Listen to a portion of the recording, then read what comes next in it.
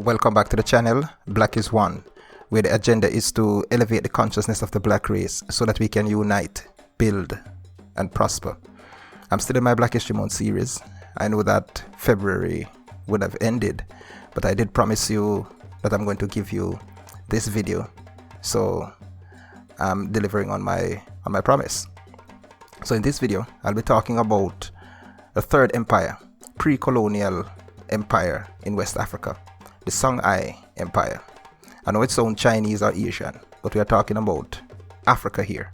This video will not be very long, as this empire was basically an expansion or continuation of the Mali Empire.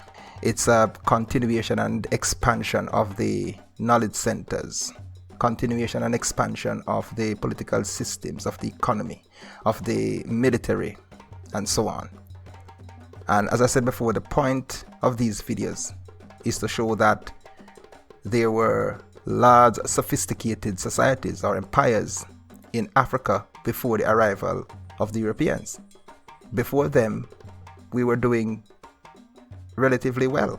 I'm going to tell you about its size, some of its accomplishments, and a synopsis of how it fell. Now, the Songhai Empire would have covered present-day countries like Mali, Chad, Niger, Guinea, Burkina Faso, Nigeria, Senegal, and Gambia, and it lasted from the 15th to the 16th century. Now, in the 1460s, the Songhai people were said to have dominated much of the Western Sahara. They captured much of Mali's territory, while Mali as an empire was in decline. In 1464, they captured the capital of the Malian Empire, which was Timbuktu, under their Islamic leader by the name of Sunni Ali. Goa would become the new capital.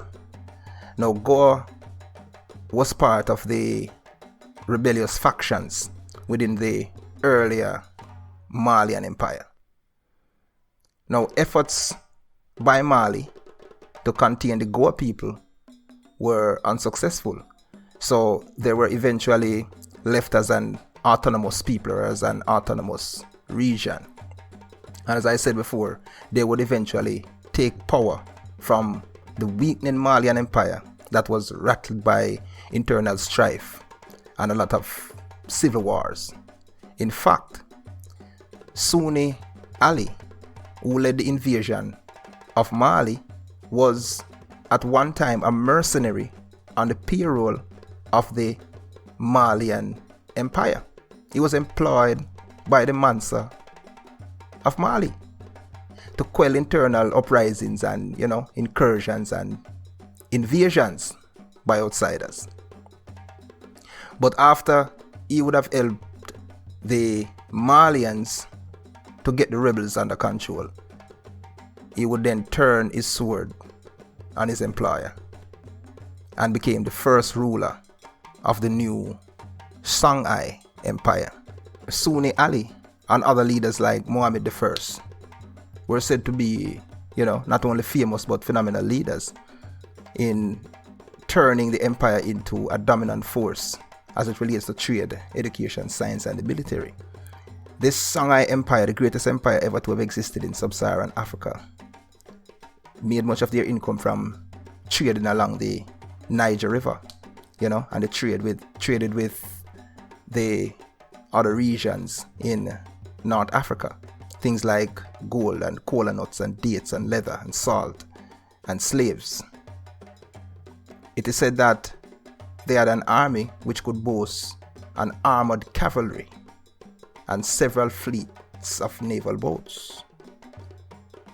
It says here that Askia the Great, one of the most famous Songhai rulers who ruled after Sunni Ali, increased the army's strength by several folds. And as a result of this, the Songhai Empire successfully expanded in all directions.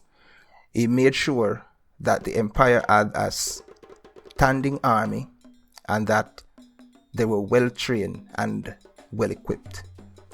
His army would go on to fight several wars of conquest to annex or capture surrounding regions into his empire. During his time, he brought under his control virtually every trading post along the Niger River.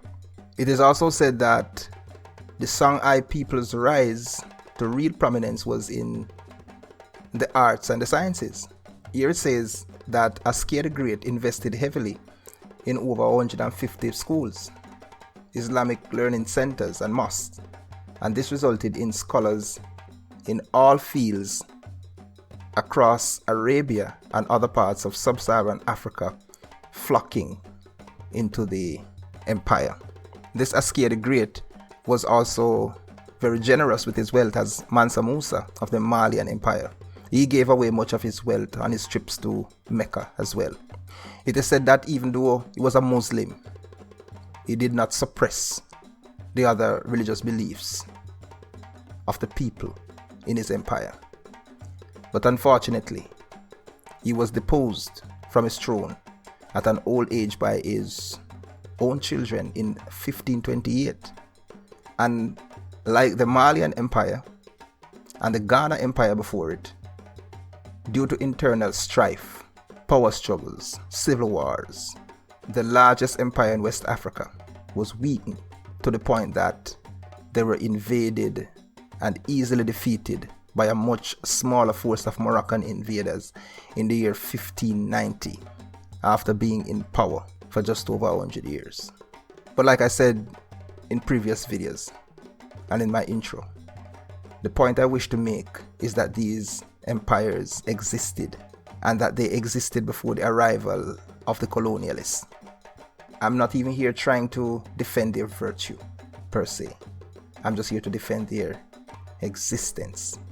I'm here to reaffirm that there was an empire in West Africa called the Songhai Empire, which was the largest empire in sub-Saharan Africa ever, and it was no small kingdom or chiefdom. That it was a vast, well-sophisticated, successful, well-established, well-organized, stable empire, and that the inhabitants and the rulers were black. That is my message. Remember to like the videos if you do like the videos, so YouTube's algorithm will recommend them to other like-minded individuals. And share the content with your friends and your families, your contacts. Turn on your notifications so you can be notified when I upload new videos.